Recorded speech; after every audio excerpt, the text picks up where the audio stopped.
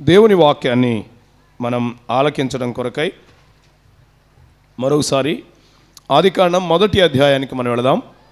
ఆదికాండం 1వ అధ్యాయం 9 నుండి 13 వరకు ఉన్న వచ్చిన భాగాలు మన ధ్యానానికి సహాయకరంగా చదువుకోవడానికి ప్రయత్నం చేద్దాం. ఆదికాండం 1వ అధ్యాయం 9 నుండి 13 వరకు. దేవుడు ఆకాశము క్రిందన్న జలములు ఒక చోటనే కూర్చోబడి ఆరిన నేల కనబడునుగా కని పలుకగా ఆ ప్రకారమాయను. దేవుడు ఆరిన నేలకు భూమి అని పేరు పెట్టాను, జలరాశికి ఆయన సముద్రములని పేరు పెట్టాను. అది మంచిదని దేవుడు చూచెను. దేవుడు గడ్డిని విత్తనములిచ్చు చెట్లును భూమి మీద తమ తమ జాతి ప్రకారము తమలో విత్తనములు గల ఫలమిచ్చు ఫలవృక్షములను భూమి మొలిపించుగాక అని పలుకగా ఆ ప్రకారమాయను. భూమి గడ్డిని తమ తమ జాతి ప్రకారం విత్తనములిచ్చు చెట్లును తమ తమ జాతి ప్రకారము తమలో విత్తనములు గల ఫలవృక్షములను మొలిపింపగా అది మంచిదని దేవుడు చూచెను. అస్తమయమును ఉదయమును కలుగగా 3వ దినమాయను. చదవబడిన లేఖన భాగాలు ప్రభు మనందరి ఆలోచనలో మన ఆధ్యాత్మిక జీవితాల ప్రయోజనం కొరకై ఆత్మల రక్షణార్థమై దేవుడే ఆశీర్వాదకరంగా అనుగ్రహించినట్లుగా చిన్నమాట ప్రార్థన చేద్దాం. దేవుని వాక్యాన్ని కొద్ది నిమిషాలు మనం ఆలకిద్దాం. ప్రార్థన. ప్రేమ నమ్మకం గల మా ప్రియ పరలోకపు తండ్రి, మహిమ కలిగిన మా దేవా, మా మంచి దేవా, మమ్మను ప్రేమించి మరొక నూతన దిన ప్రవేశమిచ్చి పగటి వేళంతా మీ కాపుదల భద్రత, మరి విశేషంగా మీ సన్నిధి, సమృద్ధి, సహవాసం, సంతృప్తి మీరు మాకు అనుగ్రహిస్తూ వచ్చినందుకై మీకు స్తోత్రం. సంత్రావూరులో ఏర్పాటు చేయబడిన సభలలో 2వ దినం రాత్రి కూడికకు మమ్మల్ని తీసుకుని వచ్చినందుకై స్తోత్రం. దేవా, ఈ రాత్రి మీ పాద సన్నిధికి చేరాగలిగిన మీ ప్రజలకై మీకు స్తోత్రం. పాటల ద్వారా మీరు మహిమ పొందినందుకై మిమ్మల్ని స్తుతిస్తున్నాం. చేరి రావలసిన మీ ప్రజలకు ఆటంకంగా ఉన్న ప్రతి పరిస్థితులను మీరే సరళం చేయండి. మీ పాద సన్నిధికి నడిపించి మీరు మహిమ పొందండి. ప్రియ తండ్రి, ఈ రాత్రి వేళ మీ మాటలు వినబడుతుంటుండగా వినుబుద్ధిని ప్రతి ఒక్కొక్కరికి పుట్టించుమని ప్రార్థిస్తున్నాం. మీ మాట వెల్లడి అవుతుంటుండగా నమ్మిన వారికి క్షేమాభివృద్ధిని, నమ్మని పాపికి రక్షణకరమైన సందేశాన్ని మీరు అందించండి. సిలువలో నేను ఎత్తబడినప్పుడు అనేకులను ఆకర్షించుకుందునంటివే ప్రభువా, ఈ రాత్రి మీ నిర్ణయములో ఉన్న వారిని మీ సిలువ యొద్దకు ఆకర్షించండి. కొందరైనా మిమ్మల్ని సొంత రక్షకునిగా స్వీకరించుటకు సహాయం చేయండి. ఈ రాత్రి మీ సన్నిధిని మాతో ఉంచుమని, మీ ఆత్మ కార్యాన్ని జరిగించుమని, నిలబడిన మీద ఆశ్రనకు నన్ను ప్రభువా, నా బలహీనతలేవి మీ మాటలు ప్రకటించడానికి ఆటంకం కాకుండా చేయుమని రక్షకుడైన యేసుక్రీస్తు నామములో స్తోత్రములు చెల్లించి ప్రార్థించి వేడుకుంటున్నాము తండ్రి. ఆమెన్. ప్రభునందు ప్రియమైన సోదరులారా, సోదరిలారా, ఈ రాత్రి వేళ దైవ సాన్నిధ్యములో మనము చేరాగా దేవుని వాక్యాన్ని మనం ఆలకించడం కొరకై బైబిల్ గ్రంథముల నుండి ఆదికాండం 1వ అధ్యాయం 9 నుండి 13 వరకున్న వచ్చిన భాగాలు మనం చదివాం. ఉదయకాలం 6 నుండి 8 వరకున్న వచనాలు చదివి దేవుడెవరో జ్ఞాపకం చేసుకున్నాం. ఈ 1వ అధ్యాయంలో దేవుని గురించి మనం ఆలోచన చేస్తున్నాం. ఏ దినాన ఏం జరిగింది అనే విషయాన్ని మనం అలా ఉంచితే దేవుడు ఎవరో అనే సత్యాన్ని మనం ఆలోచన చేస్తున్నాం. మొదటి మాట, సృష్టిని చేసిన దేవుడు అని మనం విన్నాం. సృష్టిని చేసిన దేవుడు. రెండవదిగా వెలుగును చేసిన దేవుడు, వెలుగును చేసిన దేవుడు అని మనం గమనించాం. మూడవదిగా వేరుపరచిన దేవుడు అనే మాట ఈ ఉదయకాలం కూడికలో మనం ఆలకించగలిగాం. వేరుపరచిన దేవుడు. దేవుడు ఆయన కార్యాలు మనకు అర్థమైతే దేవునికి దగ్గర అవడం మన జీవిత గమ్యం అవుతుంది. దేవుడెవరో మనం గ్రహించగలిగితే మన జీవితాలు మరింతగా దైవికంగా ప్రభావితమవుతాయి. దేవుని గూర్చిన జ్ఞానం మనకు అవసరం. హోషేయ గ్రంథములో రాస్తూ అంటాడు, దేవుని గూర్చి జ్ఞానము లేకపోవటం వలన అనే మాట తెలియపరుస్తాడు. నేటి క్రైస్తవ ప్రపంచానికి, నేటి మానవ కోటికి అవసరమైంది దైవ జ్ఞానం అని మర్చిపోవద్దు. దేవుని గూర్చిన జ్ఞానం కావాలి, దేవుని గూర్చిన జ్ఞానం కావాలి. దేవుడెవరో అర్థం కావాలి. దేవుని గురించి తెలియడం అత్యంత ప్రాధాన్యం. దేవుని గురించిన సంగతులు మనం అర్థం చేసుకోవడం ద్వారా ఆయనలో మరింతగా స్థిరపరచబడగలం. రండి, ఈ రాత్రి వేళ కూడా దేవుడు ఎవరో ఈ భాగంలో మరొక ఆలోచన మీ గమనానికి తేవడానికి ప్రయత్నం చేస్తున్నాను. ఉదయకాలం మనం జ్ఞాపకం చేసుకున్న మాటలతో 9, 10 వచనాలు కూడా వాటికి కలిపి జ్ఞాపకం చేస్తూ వచ్చాను. దేవుడు జలాలు వేరుపరిచాడు, క్రింది జలాలు మీది జలాలు అని ఆయన వేరుపరిచాడు అని మనం జ్ఞాపకం చేసుకున్నాం. క్రింద ఉన్న జలాలన్నీ ఒకచోట చేర్చాడు. ఆరిన నేల కనబడుగాక అని చెప్పగానే ఆ ప్రకారమైంది. ఆరిన నేలకు భూమి అని పేరు పెట్టాడు. విశాలం పైన ఉన్న జలములకు ఆకాశము అని పేరు పెట్టాడు. క్రింద ఉన్న ఆరిన నేలకు భూమి అని పేరు పెట్టాడు.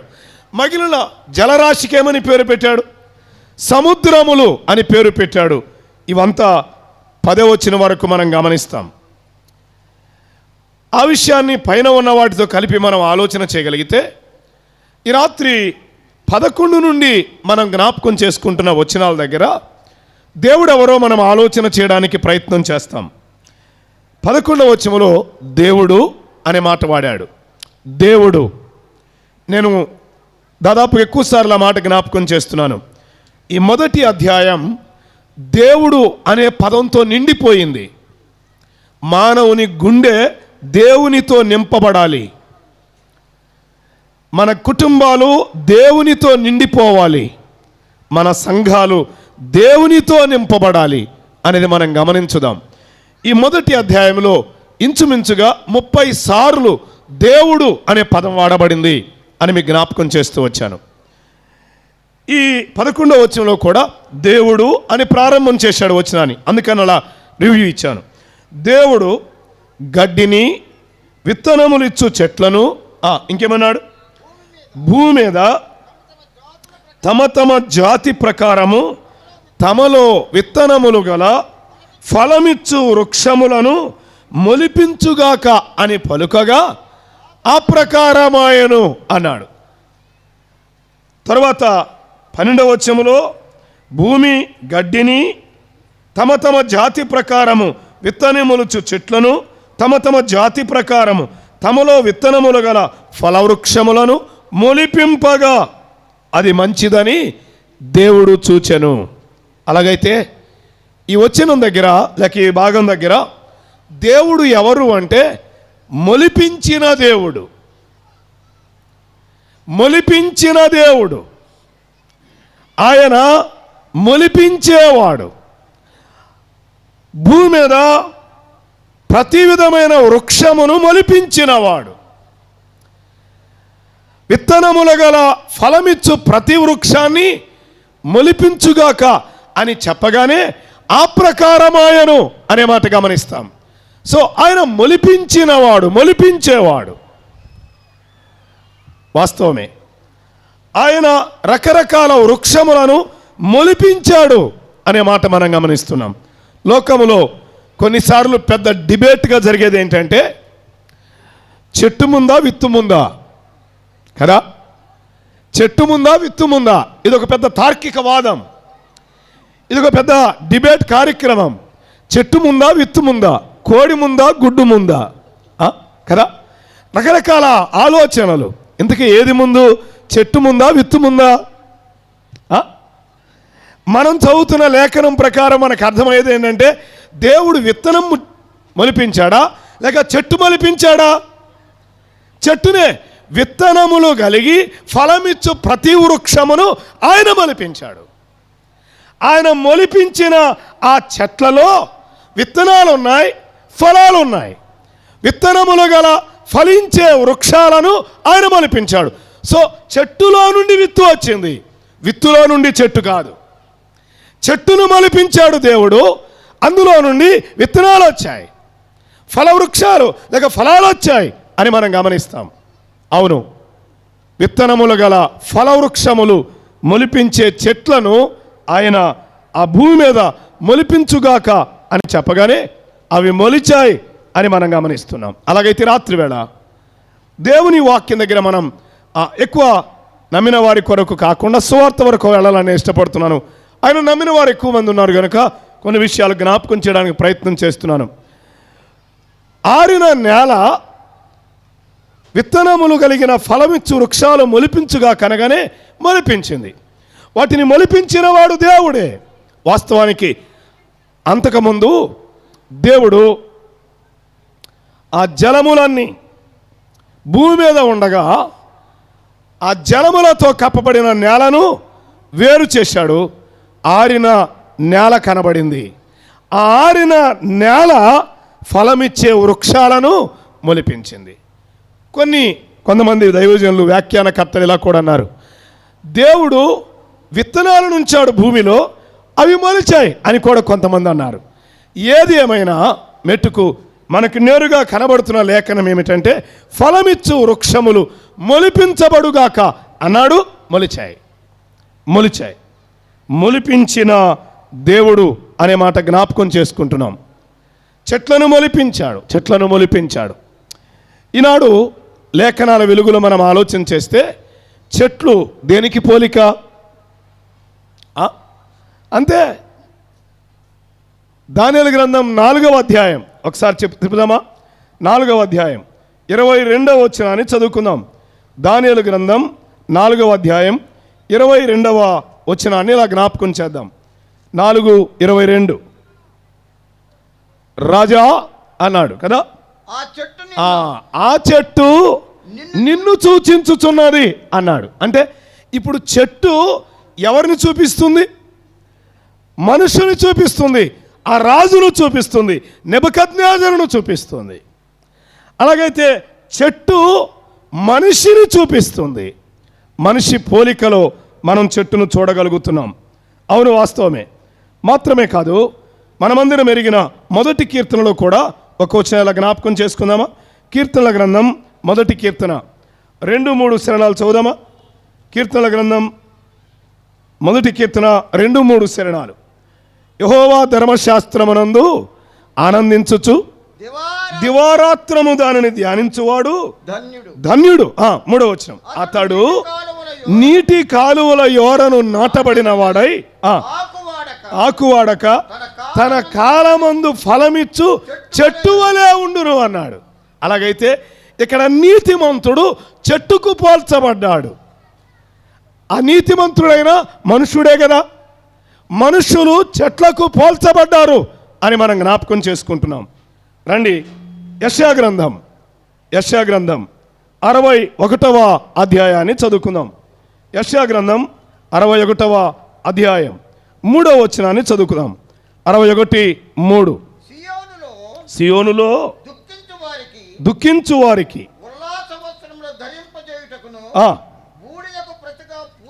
పూదండను ఆనంద తైలమును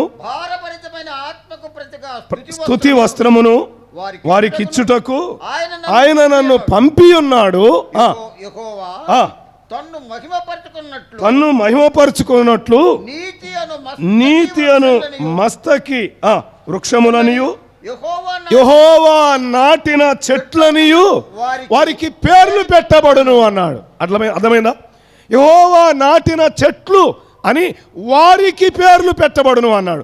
చెట్లకు లేక చెట్లు అయితే వాటికి అనాలి, కానీ అక్కడేమన్నాడు? వారికి అన్నాడు. అర్థమైందా? యెహోవా నాటిన చెట్లు అని వారికి పేర్లు పెట్టబడును అన్నాడు. అలాగైతే దేవుడు నాటిన చెట్లు దేవుని పిల్లలు. ఈ సంఘం అనే తోటలో చెట్లను నాటిన వాడెవరు? దేవుడే. మొలిపించే దేవుడు, నాటే దేవుడు, మొలిపించే దేవుడు, రకరకాల వృక్షాలను మొలిపించేవాడు, సంఘములో చేర్చేవాడు ఆయనే. సుందరమైన తోట సంఘమైతే అందులో రకరకాల చెట్లను ఆయన మొలిపిస్తాడు. నమ్మిన వారుగా అనేక మంది వివిధ పరిస్థితులకు, వివిధ కుటుంబాలకు, వివిధ వాతావరణాలకు చెందిన వారందరినీ సంఘములో ఆయన నాటుతూ ఉన్నాడు.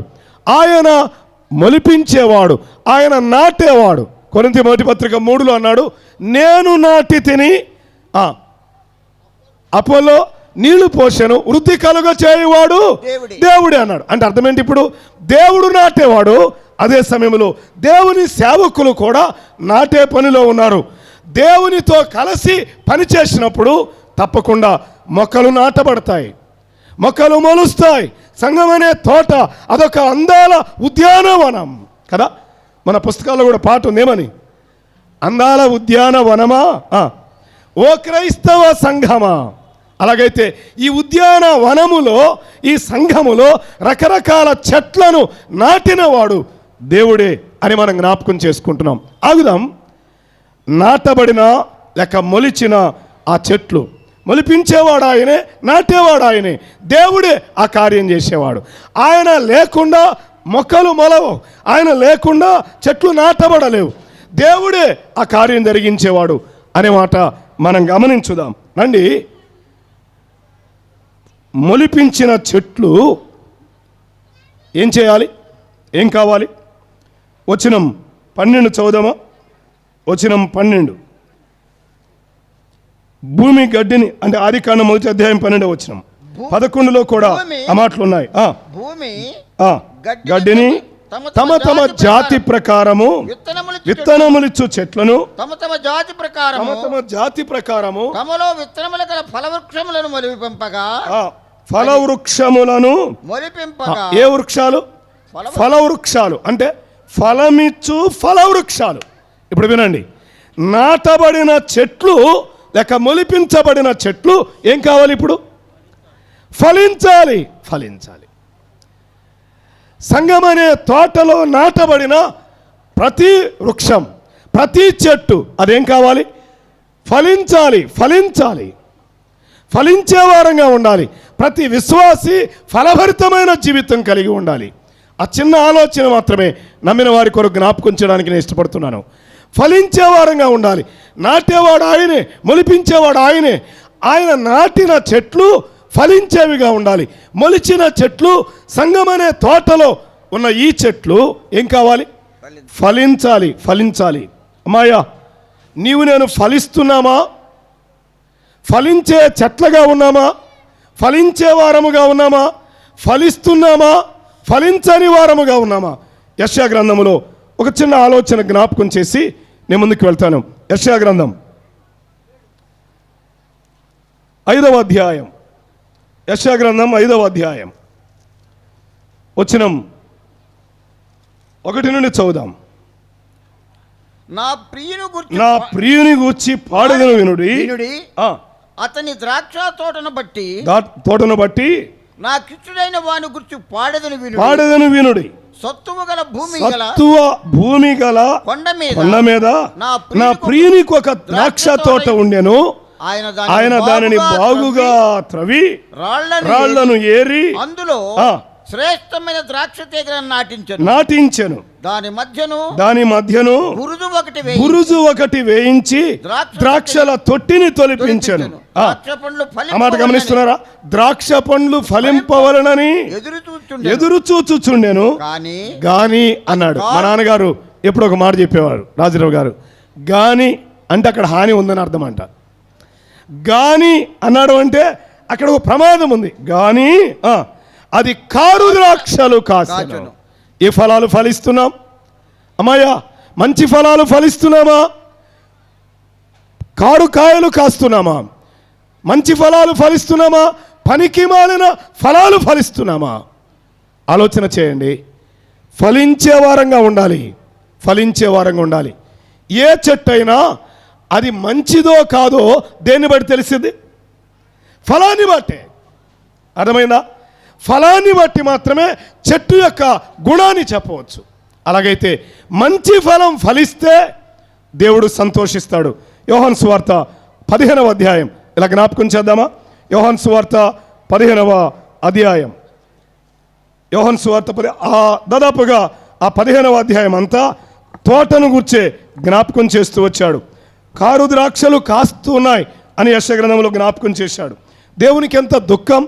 ఆయన ఇంత చేశాడు, మనకు కావలసినవన్నీ ఇస్తున్నాడు, మనకు కావలసిన ఏర్పాట్లు చేస్తున్నాడు, అయినా కారు ద్రాక్షలు కాయడం ఎంత విచారం! చదువుదామా? మనం మంచి ఫలాలు ఫలిస్తే 15వ అధ్యాయం 10 చదువుదాం. సరే, లేక 11 చదువుదాం. 11 మీ యందు నా సంతోషము ఉండవలననియు మీ సంతోషము పరిపూర్ణము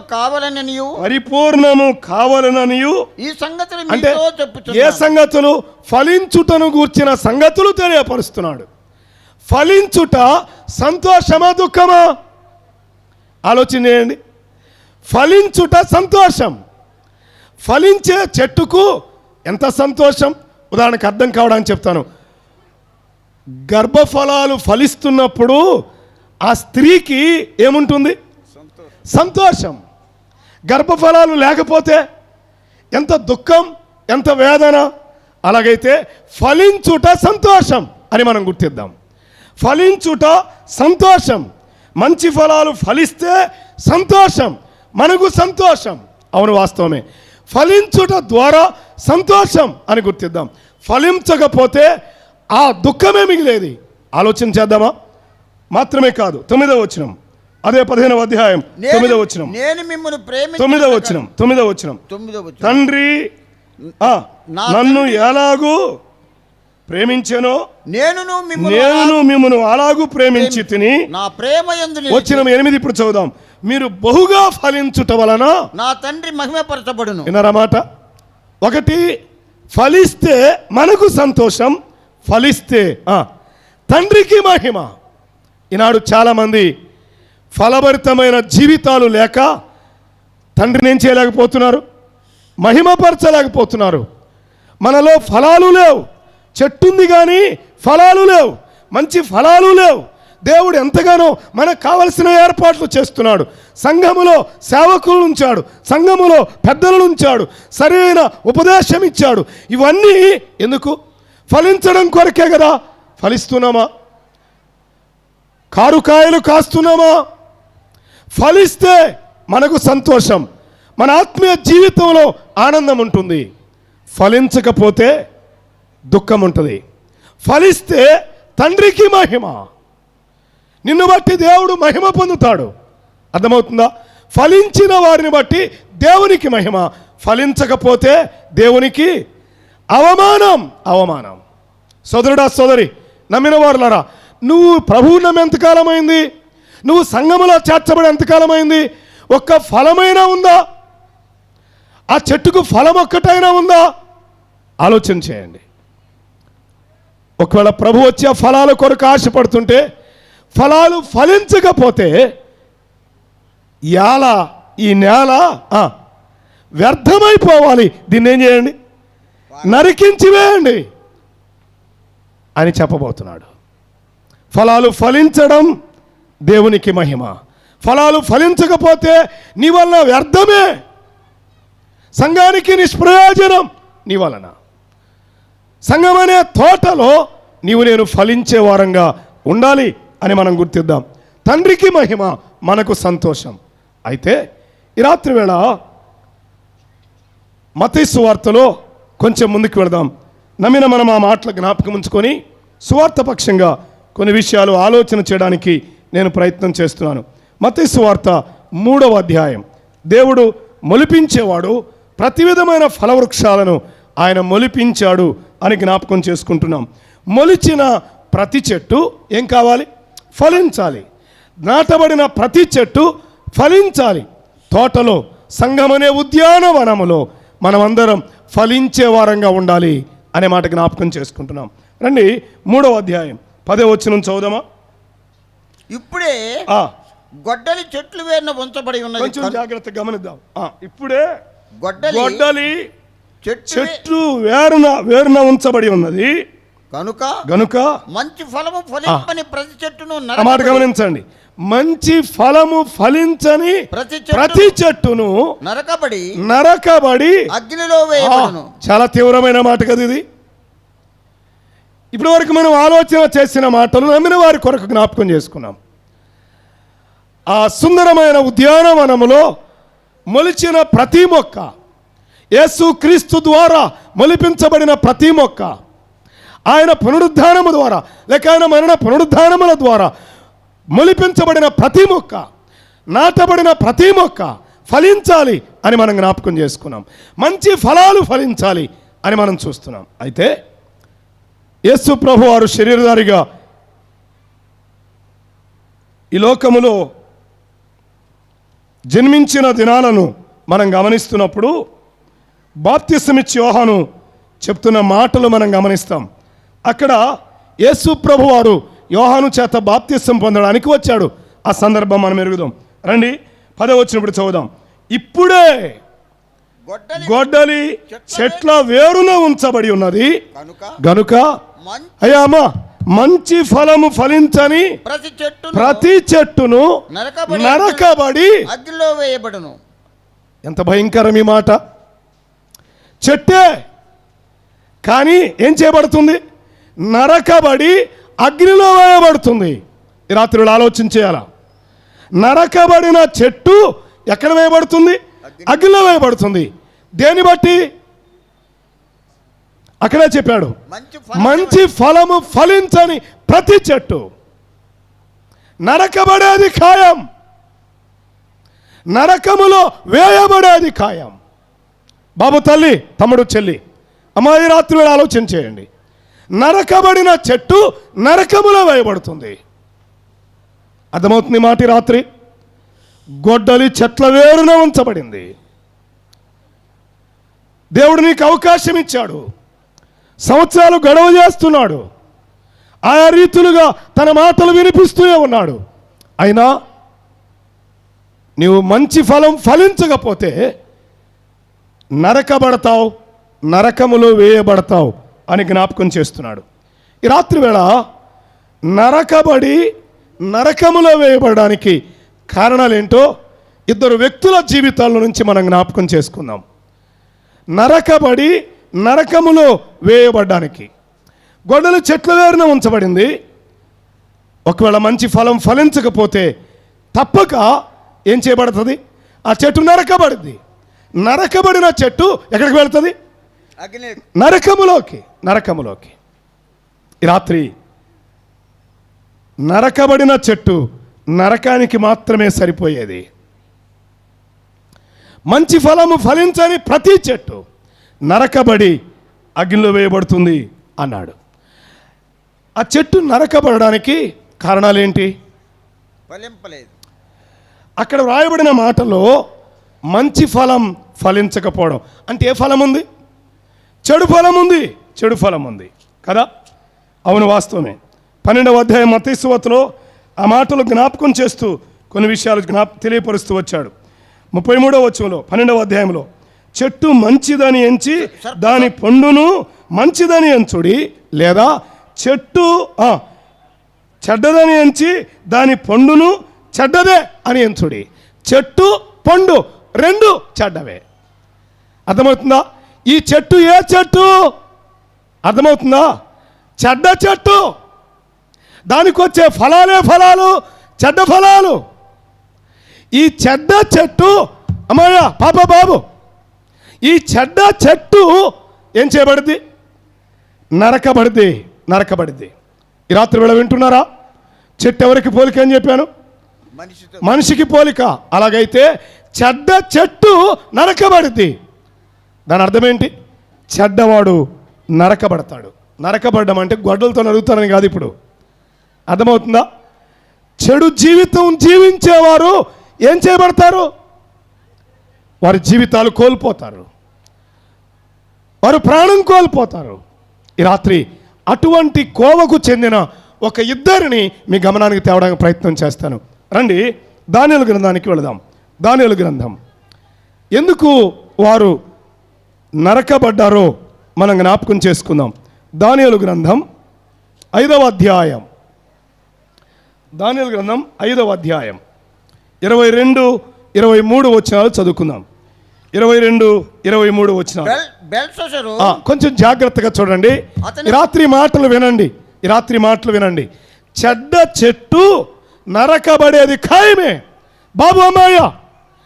చెడు జీవితం కలిగిన మానవుడు నరకబడేది ఖాయం, నరకములో వేయబడేది ఖాయం. పాపా బాబు, ఈ రాత్రి వేళ ఆలోచన చేయి.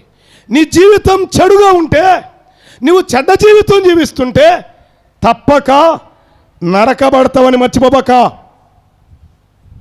ఒకవేళ నరకబడే సమయం ఈ రాత్రితోనేనేమో ఆలోచన చేయి. చదువుదామా? 22, 23 వచనాలు. బెల్షస్సరు ఎవరైనా రాజు, రాజు కానీ ఆయన గురించి రాస్తే ఏమన్నాడు? అతని కుమారుడు నీవు. బెల్షస్సరు అతని కుమారుడు వగ నీవు అంటే నెబుకద్నెజరు కుమారుడు వగు నీవు ఈ సంగతంతయు ఎరిగి ఉండియు. హలో, వింటున్నారా? ఎరిగి ఉండియు మనస్సును అణుచుకోక. ఈ రాత్రి క్రైస్తవులు ఎరగక కాదు, ఎరిగే మనస్సును అణుచుకోవట్లేదు, మనస్సును అణుచుకోవడం లేదు. ఎరిగి ఉండి బైబిల్ ఎరుగుదురు, పాటలు ఎరుగుదురు, మందిరాలు ఎరుగుదురు. ఎరిగి మనస్సును అణుచుకోలేకపోతున్నారు. మనస్సును అణుచుకొనక పరలోకమందున్న ప్రభువు మీద నిన్ను నీవే హెచ్చించుకుంటేవి. మనస్సును అణుచుకోక నిన్ను నీవే హెచ్చించుకుంటేవి. ఇంకా చదువుదాం, దాటిపోదాం. ఎట్లనగా అంటే ఎలా హెచ్చించుకున్నావో చెప్తున్నాడు. నీవును నీ అధిపతులను నీ రాణులను నీ ఉపపత్నులను దేవుని ఆలయ సంబంధమగు ఉపకరణములలో ద్రాక్షరసము పోసి త్రాగవలనని వాటిని తెచ్చించుకొని త్రాగుచు చూడనైనను విననైనను గ్రహింపనైనను చేత కాని వెండి బంగారు ఇత్తడి వినుము కర్ర రాయి అను వాటితో చేయబడిన దేవతలను స్తుతించితిరి గాని. ఈ మాట ఇక్కడ నుంచి గమనిస్తారా? మనస్సును అణుచుకొనక నీ ప్రాణమును నీ సకల మార్గములను ఏ దేవుని వశమున ఉన్నవో ఆయనను నీవు ఘనపరచలేదు. అర్థమైందా? మనస్సును అణుచుకోలేదు, దేవుణ్ణి ఘనపరచలేదు. అందుకే అమ్మా వింటున్నారా? ఆ రాత్రి ఆ చెట్టు ఏం చేయబడింది? నరకబడింది. ఆ రాత్రి ఆ చెట్టు నరకబడింది. చదువుదామా? వచనం 30. అక్కడే ఆ రాత్రి అందే అతడు హతుడాయను. ఆ రాత్రి అందే అతడు హతుడాయను. ఎందుకు హతుడయ్యాడు? ఆ చెట్టు కొన్నిసార్లు ఎవరైనా చనిపోతే ఏమంటాం? చెట్టు అంత మనిషి పాపం చచ్చిపోయాడు అంటాం, పడిపోయాడు అంటాం కదా. చెట్టు అంత మనిషి, అర్థమైందా? రాజే కానీ ఏమైపోయాడు? నరకబడ్డాడు. ఆలోచన చేస్తున్నావా? నీకు బలమున్నా, నీకు అధికారం ఉన్నా, నీకు ఆస్తి ఉన్నా, నీకు అందలం ఉన్నా, నీకు అన్నీ ఉన్నా, అందరూ ఉన్నా, నరకబడేది ఖాయం. గుర్తుపెట్టుకో. ఇతడు చేస్తున్న చెడేమిటంటే ఎరిగి తన తండ్రికి జరిగింది. ఆ చెట్టు కూడా ఏం చేయబడింది? నరకబడింది. ఆ చెట్టును నరికివేయము అని చెప్పాడు దేవుడు. నరకబడింది. నీకు తెలుసు, నువ్వు నీ తండ్రి పశువులే గడ్డి వేశాడు. నీ తండ్రి పొందిన బాధను ఎరుగుదు. ఆయన మనస్సును అణుచుకోలేదు. ఈనాటి క్రైస్తవులు కాదు, నామకార్థ క్రైస్తవులు బైబిల్ ఎరిగి, మందిరాలు ఎరిగి, తెలిసి మనస్సును ఏం చేయడం లేదు, అణుచుకోవడం లేదు, పాపం చేయడానికి ఏమాత్రం వెనుక తీయడం లేదు. ఈ చెట్లు ఏ చెట్లు? చెడ్డ చెట్లు. పాప నీవే, బాబు నీవే, అమ్మ నీవే, అయ్య నీవే. ఈ రాత్రులని మాట ఆలోచన చేయండి. మనస్సును అణుచుకోలేదు. పురుషోత్తం చౌదరి అన్నాడు, ఎరిగి చెడిపోతివే ఓ మనసా, ఎలలో నీకు దిక్కెవ్వడే అన్నాడు. ఈనాడు చెడిపోతుంది ఎరగక కాదు, ఎరిగే, దేవుని గురించి తెలిసే ఏమవుతున్నాడు? చెడిపోతున్నాడు. తల్లి బాబు, ఈ రాత్రి నీకు దేవుని గురించి తెలిసి ఇంకా చెడు జీవితంలోనే ఉంటావా? నీ ప్రాణం ఎవరి వశములో ఉందో తెలిసి ఇంకా చెడే చేస్తావా? నీ సకల మార్గాలు ఎవరి వశములో ఉన్నో తెలిసి ఆయన్ని ఘనపరచకపోవడం నీ చెడు జీవితం. నీ ప్రాణములో నీ సకల మార్గాలు ఏ దేవుని వశమున ఉన్నావో ఆయన దగ్గర నీ జీవితాన్ని అప్పగించకపోవడం, ఆయనకు నువ్వు ఘనపరచకపోవడం, ఇది దేవుడు చెడుగా గుర్తించాడు. అర్థమైందా? ఈ రాత్రి వేళ వరకు మనస్సును అణుచుకోకుండా పాపాన్ని చేయడానికి విచ్చలవిడిగా ఆలోచనలు, జీవితాన్ని అప్పగించవా? అలాగైతే ఈ రాత్రి ఆ చెడు చెట్టు నీవే, ఆ చెడ్డ వ్యక్తివి నీవే. ఆలోచించాయి. నీ ప్రాణమును, నీ సకల మార్గములను ఏ దేవుని వశములో ఉన్నావో ఆ దేవుని నీవు ఘనపరచలేదు అన్నాడు. ఆ రాత్రి అందు అతడయ్యాడు. ఈ రాత్రి పాప బాబు, ఇప్పటి వరకు ఇంకా ఎన్నిసార్లు సువార్త విన్నా ఇంకా చెడుతోనే లేచి వెళ్ళిపోతే, జీవితంలో మార్పు చెందకుండా లేచి వెళ్ళిపోతే, ఒకవేళ ఈ రాత్రే నరకబడతావేమో గుర్తుపెట్టుకో. దేవుని ఘనపరచకుండా, దేవునికి హృదయం ఇవ్వకుండా ఈ రాత్రి కూడా లేచి వెళ్ళిపోతావేమో. ఒకవేళ రాత్రి గొడ్డలి చెట్ల వేరున రెడీగా ఉంది, నరికి వేస్తాడు. జాగ్రత్త. నరికి వేస్తే ఆ రాత్రి అందు అతడయ్యాడు. పాప, యవనస్తులారా, బైబిల్ ఉంది, పాటల పుస్తకాలు ఉన్నాయి, మాకు అన్నీ తెలుసు అనుకుంటున్నారా? తెలిసి పాపం కూడా చేస్తున్నావు కదూ, తెలిసి పాపాన్ని జరిగిస్తున్నావు కదూ. ఆ చెడ్డ చెట్టు నీవే, మంచి ఫలము ఫలించని ఆ చెట్టు నీవే. ఈ రాత్రి నరకబడతావేమో, జాగ్రత్త. అతడు నరకబడ్డాడు. ఆ రాత్రి అంది అతడయ్యాను. లూకాసు వార్త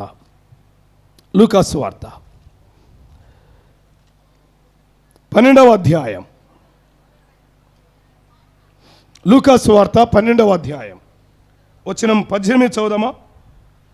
నా కొట్లు విప్పి వాటికంటే గొప్ప వాటిని కట్టించి అందులో నా ధాన్యమంతటిని నా ఆస్తిని సమకూర్చుకొని నా ప్రాణముతో ప్రాణమా అనేక సంవత్సరములకు విస్తారమైన ఆస్తి నీకు సమకూర్చబడి ఉన్నది. సుఖించుము, తినుము, త్రాగుము, సంతోషించుము అని చెప్పుకొందును అనుకున్నాడు. ఆగండి. అతడేమో తన ప్రాణం, సకల మార్గాలు ఏ దేవుని వశములో ఉన్నావో అతను గుర్తించలేదు. ఆ దేవుని ఏం చేయలేదు? గణపరచలేదు. ఆ దేవుని నమ్మలేదు. ఆ దేవునికి లోబడలేదు. తన మనస్సును అణుచుకోక ఇష్టం వచ్చినట్టు చేస్తున్నాడు, ఇష్టం వచ్చినట్టు జీవిస్తున్నాడు. దేవుడిచ్చిన ప్రాణాన్ని తనకిష్టం వచ్చినట్టుగా వాడుకుంటున్నాడు. దేవుడిచ్చిన ప్రాణాన్ని తనకు నచ్చినట్లుగా చేస్తున్నాడు. ఈ రాత్రి అదే కోవలో నువ్వు కూడా ఉన్నావు కదూ. ఇక్కడ మరొక వ్యక్తి కనబడుతున్నాడు. అతడెవరు? ధనవంతుడు. అతడు ధనవంతుడు. అక్కడ రాజు, ఇక్కడ ధనవంతుడు. ఆ ధనవంతుడు పంట విస్తారంగా పండింది. ఇప్పుడు అంటున్నాడు, నా కొట్లు విప్పుతా, పెద్దవిగా చేస్తా అని తన ప్రాణంతో చెప్పుకుంటున్నాడు. అక్కడ ప్రాణం ఉంది, ఇక్కడ కూడా ప్రాణం ఉంది. నా ప్రాణమా అని ప్రాణంతో చెప్పుకుంటా అంటున్నాడు. సుఖించు, తిను, త్రాగు, అనేక సంవత్సరములకు నీకు ఏం సమకూర్చాను? ఆస్తిని సమకూర్చా. రాత్రి ప్రాణంతో నీ ఇష్టం, నువ్వు తిను, త్రాగు, సుఖించు అని ప్రాణంతో సంతోషించడానికి ఇష్టపడుతున్నావా? నీ కలిగిన వాటితో సంతోషిస్తూ ప్రాణంతో చెప్పుకొని తృప్తి పడడానికి ఇష్టపడుతున్నావా? ఆ ధనవంతునితో ప్రాణంతో చెప్పుకుంటున్న ఆ వ్యక్తితో దేవుడు అన్న మాట ఏంటి? 20వ వచనం. అయితే దేవుడు వెర్రివాడా, అమ్మా అయ్యా విన్నారా? ఏమన్నాడు? వెర్రివాడా, ఈ రాత్రి నీ ప్రాణం అడుగుతున్నాను, నీవు సిద్ధపరిచినవన్నీ ఎవరివవుతాయి? అతనితో చెప్పాను. ఆ రాత్రి అందే అతడు చనిపోయాడు. అర్థమవుతుందా? దానియేలు గ్రంథములో బెల్షాసర్ అనే చెట్టు నరకబడింది. లూకాసు వార్త 12వ అధ్యాయంలో ధనవంతుడు అనే చెట్టు నరకబడింది. ఎందుకు? మంచి ఫలము ఫలించని ప్రతి చెట్టు నరకబడింది. చెడ్డ జీవితం. ఈ రాత్రి బాబు, అమ్మాయ్య, చెడుగులోనే ఉన్నావా? చెడు చేస్తూనే ఉన్నావా? నీ ప్రాణం నీ ఇష్టం వచ్చినట్టుగా ఆలోచన చేస్తున్నావా? దేవుని ఘనపరచడం లేదా? మనస్సును అణుచుకోకుండా మనస్సుకు వచ్చినట్లు చేస్తున్నావా? ఆదికాండం 6వ అధ్యాయంలో దేవుడు భూమి మీద నరులను చేసినందుకు సంతాపడ్డాడు. కారణం ఏంటి? వారిని నాశనం చేశాడు. కారణం ఏంటి? వారు తమ మనస్సుకు వచ్చినట్లు చేస్తూ వచ్చారు. మనస్సుకు వచ్చినట్లు చేశారు. ఈనాడు అనేక మంది ఇష్టం వచ్చినట్లుగా పాపాన్ని జరిగిస్తున్నారు. మనస్సుకు నచ్చినట్లుగా పాపం చేస్తున్నారు. పాపం విచ్చలవిడిగా చేస్తున్నారు. ఈ రాత్రి బాబు, అమ్మాయ్య, పాపాన్ని జరిగిస్తున్న నీ మీదకి గొడ్డలి పడబోతుంది. మరణం అనే గొడ్డలి పడబోతుంది. ఈ రాత్రి ఒకవేళ మరణం నీ మీద పడితే బైబిల్ చెప్పిన మాట ఏంటి తెలుసా? చదువుదామా? ఆ రాత్రి అతడు అయ్యాడు. తిరిగి లూకాసు వార్త 12వ అధ్యాయంలో ఈ రాత్రి నీ ప్రాణాన్ని అడుగుతున్నాను అన్నాడు. అక్కడ అతడు హతుడైపోయాడు. ఒకవేళ ఈ రాత్రి నువ్వు చనిపోతే చదువుదామా? యోహాను సువార్త 8వ అధ్యాయం 21వ వచనం. 8:21. మరి ఒకప్పుడు ఆయన నేను వెళ్ళిపోవచ్చున్నాను, మీరు నన్ను వెదకుదురు గాని మీ పాపములోనే ఉండి మీరు చనిపోవుదురు. విన్నారన్నమాట? మీ చెడుగులోనే, మీ పాపములోనే ఉండి మీరు చనిపోవుదురు అన్నాడు. బైబిలు 2 రకాల మరణాలు జ్ఞాపకం చేసింది. ఒకటి పాపములో మరణం, రెండవది ప్రభువులో మరణం. ప్రకటన గ్రంథం 14వ అధ్యాయం లేక 13వ అధ్యాయం 14వ వచనం. పాపములో మరణం, ప్రభువులో మరణం. ఈ రాత్రి పాపములో మరణించేదెవరు? మనస్సును అణుచుకోకుండా చెడు చేసేవారు. ప్రాణముతో సుఖించు, త్రాగు, తిను, నీ ఇష్టం, ఎంజాయ్. ఒక ఆయన అన్నాడంట, ఎంజాయ్ విత్ గంజాయ్ అన్నాడంట. జీవితాన్ని ఏదో ఒక రకంగా ఎంజాయ్ చేయడానికి ప్రయత్నం చేస్తున్నాడు. కానీ దేవుడు అన్నాడు, ఓ ఎర్రోడా, నీ ప్రాణం అడుగుతున్నాను అన్నాడు. ప్రాణం మన సొంతం కాదు. ప్రాణం మన చేతిలో లేదు.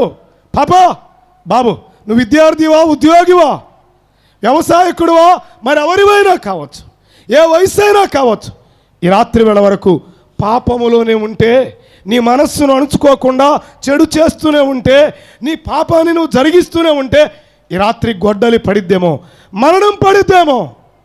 బైబిల్ చెప్పింది, మరణము చూడక బ్రతుకు నరుడెవాడో. వయసుతో నిమిత్తము లేదు, నా మరణ దినం ఎప్పుడో నాకు తెలియదు అన్నాడు. వయసుతో నిమిత్తం లేదు. ఏ వయసు వారైనా చనిపోవచ్చు, ఏ పరిస్థితుల్లోనైనా చనిపోవచ్చు. ఈ రాత్రి ఒకవేళ మరణం నీ మీద పడితే బైబిల్ చెబుతున్న మాట, పాపములో నీవు చనిపోతే నేనుండి చోటికి నీవు రాలేవన్నాడు. ఈ చెడ్డ జీవితంలో చనిపోయిన మానవుడు, వినండి, నాకు బైబిల్ ఉంది అంటే నువ్వెవరో నాకు తెలియదు అంటాడు. నాకు పాటల పుస్తకం ఉంది, నువ్వెవరో నాకు తెలియదు. అయ్యా, నేను చర్చికి కూడా వెళ్ళాను సంతరావురిలో అంటే ఏమంటాడు? నువ్వెవరో నాకు తెలియదు. ఎందుకని?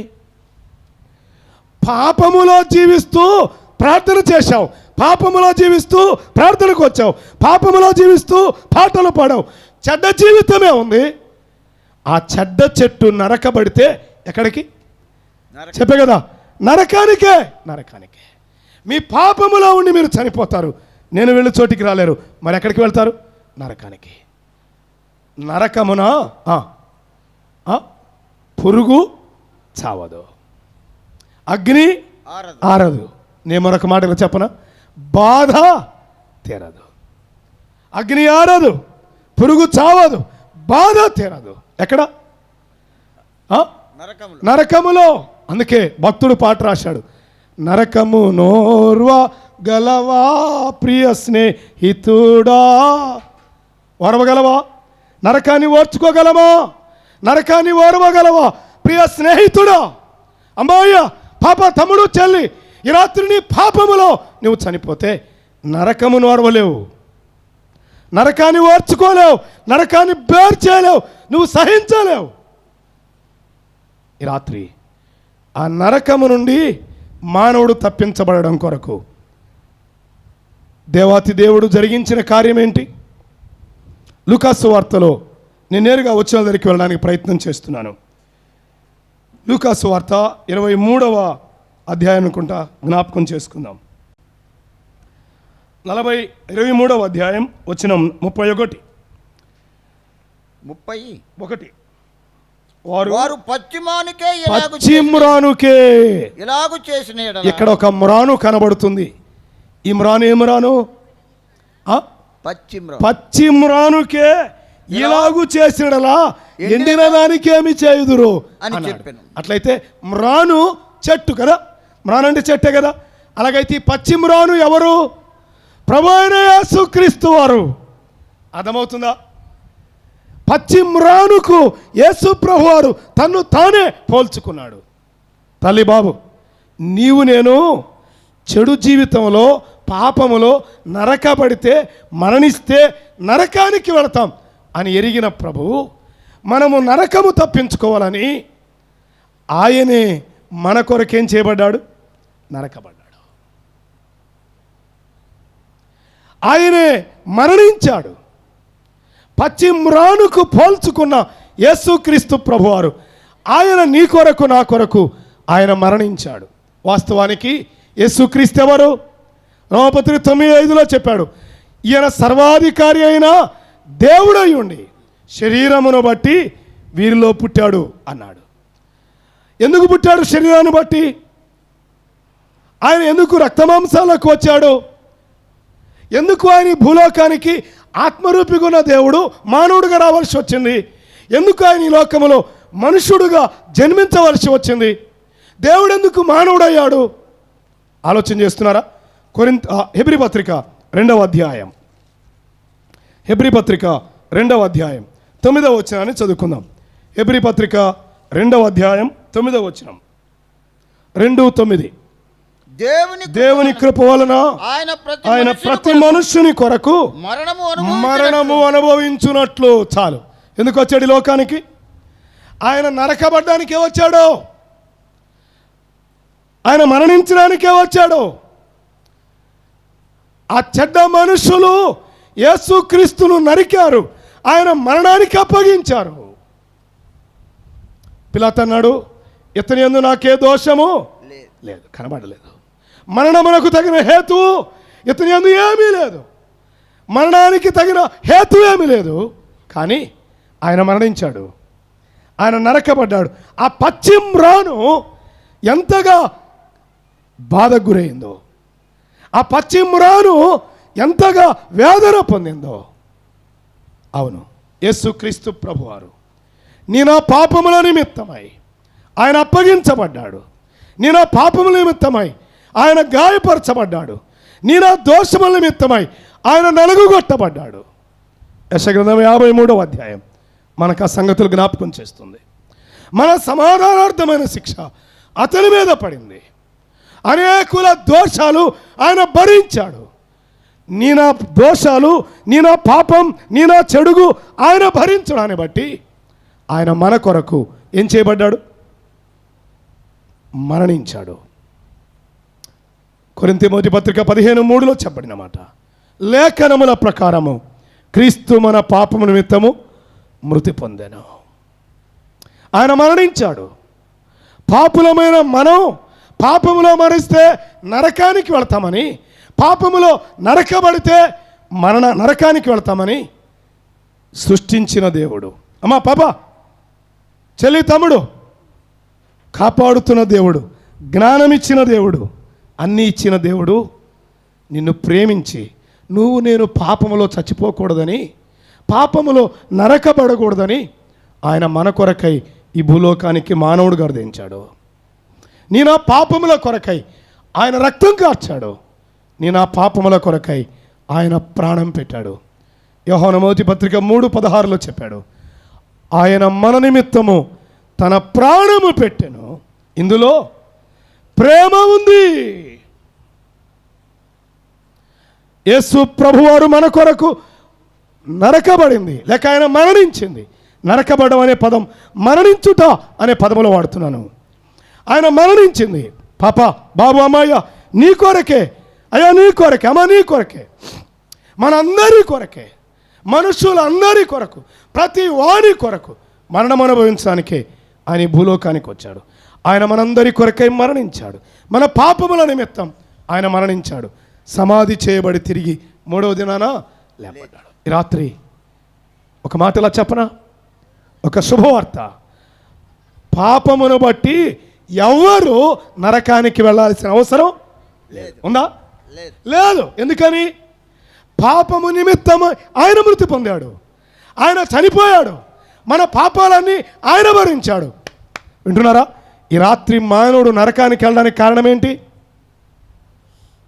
ఈ రాత్రి మానవుడు ఎందుకు శిక్షకి వెళుతున్నాడు?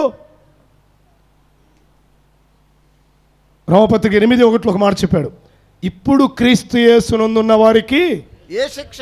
ఇప్పుడు చెప్పండి, ఎందుకు శిక్షకి వెళుతున్నాడు? క్రీస్తు యేసునందు ఉండకపోవడాన్ని బట్టి. అదే మాట రోమపత్రిక 10వ అధ్యాయం 9వ వచనం ఇలా చదువుదామా? ఈ మాట చదివి మనం ప్రార్థన చేద్దాం. రోమపత్రిక 10వ అధ్యాయం 9వ వచనం చదువుదాం. ఏలైనగా నీతి కలుగునట్లు మనుష్యుడు హృదయములో, అది 10వ వచనంలో చదువుతున్నారు, నీతి కలుగునట్లు మనుష్యుడు హృదయములో విశ్వసించుచు రక్షణ కలుగునట్లు నోటితో ఒప్పుకోవాలి. నోటితో ఏమని ఒప్పుకోవాలి? హృదయంలో ఏమని విశ్వసించాలి? 9వ వచనం, యేసు ప్రభు అని నీ నోటితో ఒప్పుకోవాలి. ఈ మాట అంటే చాలామంది అంటారు, మేము ఎప్పుడో ఒప్పుకున్నాం, యేసు ప్రభు అంటాం కదా. అది కాదు, అర్థమైందా? యేసు ప్రభు అని నీ నోటితో ఒప్పుకోవాలి అంటే అర్థం ఏంటంటే నీవే నా అధికారివి. ప్రభు అనే పదం ఇంగ్లీష్లో ఏమని ఉంటుందంటే లార్డ్ అని ఉంటుంది. నీవే అధిపతివి అని నా నోటితో ఒప్పుకుంటున్నా. ఇంతవరకు పాపానికి లోపడ్డాను, ఇక నుంచి నీకు లోపడతా. నా మనస్సు నడుచుకోకుండా పాపం చేశా, ఇక నుంచి నేను పాపం చేయను, నీకు లోబడతా ప్రభువా అని నోటితో ఒప్పుకోవడం మాత్రమే కాదు. రెండో మాట, ఇంకో మాట ఇలా చెప్పాడు. ఏమన్నాడు? నోటితో ఒప్పుకొని దేవుడు మృతుల్లో నుండి ఆయన లేపినని నీ హృదయమందు విశ్వసించడలా నువ్వేం చేయబడతావు? రక్షించ. ఈ రాత్రి వేళ నరకబడకుండా, అనగా నరకమునకు వేయబడకుండా రక్షించబడాలి అంటే ఒకే ఒక్క మార్గం, నీ కొరకు నా కొరకు మరణించిన పచ్చి మ్రానుకు పోల్చుకున్న యేసుక్రీస్తునందు విశ్వాసం ఉంచడమే. దీని కొరకేం ఖర్చు లేదు. మరలా ఈ మాట అనాల్సి వస్తుంది. మా సంఘంలో ఒక ఆయన ఉండేవాడు, ఇప్పుడు లేడు, చనిపోయాడు. ఆ బ్రదర్ని ప్రభు దగ్గర నడిపించడం నాకు 30 తెప్పలయ్యింది. ఎందుకంటే కూర్చొని చాలాసేపు మాట్లాడేవాడిని, గంటల తరబడి మాట్లాడుకునేవాడు, ఇద్దరం కలిసి సన్నివేశాలు గుర్తు చేసి వారు చెప్పేవాడిని. అయిపోయిన తర్వాత, మరి ఈరోజు యేసు ప్రభుని నమ్ముకుంటావా?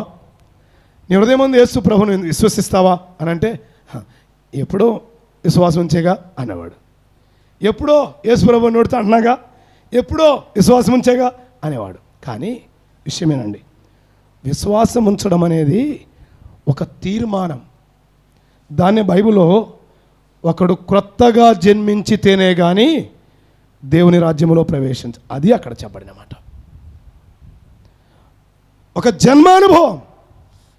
మనం తల్లి గర్భంలో జన్మించడం వలన ఈ భూలోకానికి వచ్చాం. క్రీస్తులో క్రొత్త జన్మ పొందడం ద్వారా పరలోకానికి వారసులం అవుతాం, నరకం తప్పించుకుంటాం. ఈ రాత్రి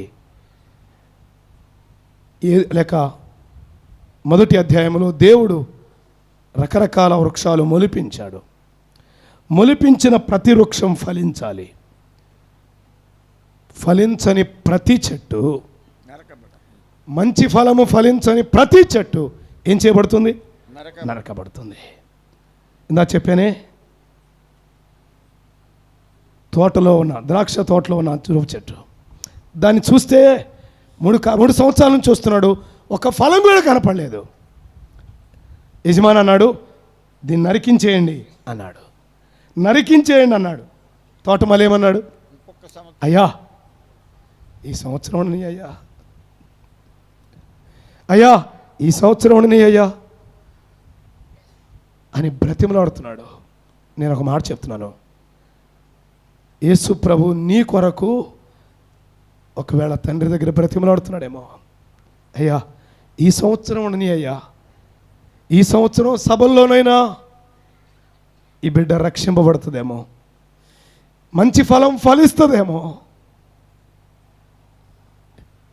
ఈ సంవత్సరమైనా మారు మనసు పొందిద్దేమో, ఈ సంవత్సరమైనా ఉండని అయ్యా అని ఒకవేళ ప్రభు అడిగాడేమో. అందుకే నువ్వు ఈ సంవత్సరంలోకి అడుగు పెట్టావేమో. ప్రభు ఇచ్చిన ఈ సమయాన్ని దుర్వినియోగం చేయవద్దు. ఇదే మిక్కిలి అనుకూల సమయం, ఇదే రక్షణ దినం. రేపుకి అవకాశం లేదు. రేపు కూడిక ఉండవచ్చేమో కానీ నువ్వు ఉంటావని గ్యారంటీ లేదు. ఈ రాత్రి ప్రాణం పోతే, పాపములో చచ్చిపోతే పరలోకానికి వెళ్ళావు, నరకానికి వెళతావు. తల వంచండి, ప్రార్థన చేద్దాం. ప్రార్థన. అందరూ కళ్ళు మూయండి. 1 నిమిషం తల వంచి మౌనంగా ఉండగా, దేవుడిని హృదయాన్ని దర్శిస్తుంటుండగా, ప్రతి చెట్టు, మొలిపించబడిన ప్రతి చెట్టు ఫలించాలి. ఫలిస్తే మనకు సంతోషం, ఫలిస్తే దేవునికి మహిమ. నమ్మిన నీవు నేను ఫలించాలి. సంఘం అనే ఉద్యాన వనములో మనం ఫలించే వృక్షాలుగా ఉండాలి. ఫలించని మంచి ఫలము ఫలించని ప్రతి చెట్టు నరకబడి నరకములో వేయబడుతుంది. నరకబడడం మరణానికి పోలికగా తీసుకుంటే, ఒకవేళ నీ చెడు జీవితంలో, నీ పాప జీవితంలో ఈ రాత్రి గొడ్డలి నీ మీద పడితే, లేక మరణం నీ మీద పడితే, పాప నీవే, బాబు నీవే, అమ్మ నీవే, అయ్యా నీవే, పాపములో మరణిస్తే నరకానికి వెళ్ళిపోతావు. నరకానికి వెళ్ళిన తర్వాత నేను విడిపించేవాడు ఎవడు ఉండడు. ఇదే మిక్కిలి అనుకూలమైన సమయం. నేను నన్ను నరకము నుండి రక్షించడానికి ఈ లోకానికి వచ్చిన యేసు ప్రభువారు పచ్చి మ్రానుకు తను పోల్చుకున్నాడు. ఆయన నీ కొరకు నా కొరకు మరణించాడు. కలువరి సిలువలో ఆయన ప్రాణం పెట్టాడు. సమాధి చేయబడి తిరిగి లేచాడు. ఈ రాత్రి నీ హృదయమందు విశ్వసిస్తావా? ప్రభునందు విశ్వాసం ఉంచుతావా? ప్రభువులో మరణిస్తావు, పరలోకానికి చేరతావు. ఒకవేళ ప్రభువు నమ్మవా, పాపములో చచ్చిపోతావు, ఆరని అగ్నికి వెళ్ళిపోతావు. నిర్ణయం నీదే. చెప్పి రమ్మన్నాడు యేసు ప్రభు, చెప్పి వెళుతున్నాం. నరకమా పరలోకమా, ఏది నీ తీర్మానం? తెలిసి తెలిసి మనస్సును అణుచుకోకుండా పాపాన్ని చేస్తూ అలాగే వెళ్ళిపోతే ఈ రాత్రి నరకానికి వెళ్ళిపోతావేమో. తల వంచి మౌనంగా ఉండగా ప్రభుని హృదయాన్ని దర్శిస్తుంటే, ప్రభు నీకు ఇచ్చిన ఆయుష్ను బట్టి ఈ రాత్రి ప్రభు దగ్గర ఒక తీర్మానం చేసుకోవడానికి ఇష్టపడతావా? ఆయన బిడ్డగా తీర్చబడడానికి ఇష్టపడతావా? ప్రభు నీకు పరలోకం ఇస్తాడు. దేవుని దాసులు మాట్లాడుతుంటుండగా వాక్యాన్ని విందాం, ఒక ఆలోచన చేద్దాం, ఒక తీర్మానానికి వద్దాం. ఇంకా ఈ కుడికిలు ఎవరైనా ప్రభువు నమ్ముకోకపోతే, ఈ రాత్రి గొడ్డలి వేటు నీ మీద పడితే పాపంలో చచ్చిపోతే నరకం తప్ప వేరే దారి లేదు సుమా. దేవుని ఆత్మ దేవుని దాసులు మాట్లాడుతుండగా మరింతగా నేను ఒత్తిడి చేస్తే కూడికైన తర్వాత అలాగే లేచి వెళ్ళిపోక మీ తీర్మానాన్ని తెలియపరిస్తే మీ కొరకు ప్రార్థన సహాయం చేస్తాం. దయగల తండ్రి, వినబడిన మాటలు దీవించండి. నమ్మిన హృదయాలలో ఫలభరితమైన జీవితాలను గ్రహించండి.